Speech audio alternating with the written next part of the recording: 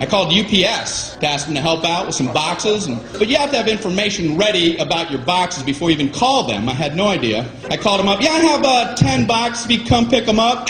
We need to know the weight and the girth. Okay, I don't know what the weight is, and I don't know what girth means. So now what's the procedure?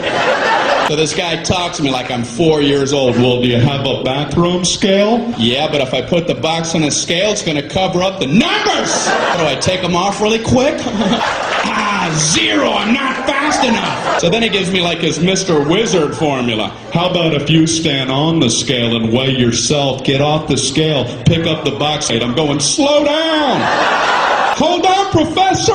I know this guy's never tried this, because I tried it, and you still can't see the numbers!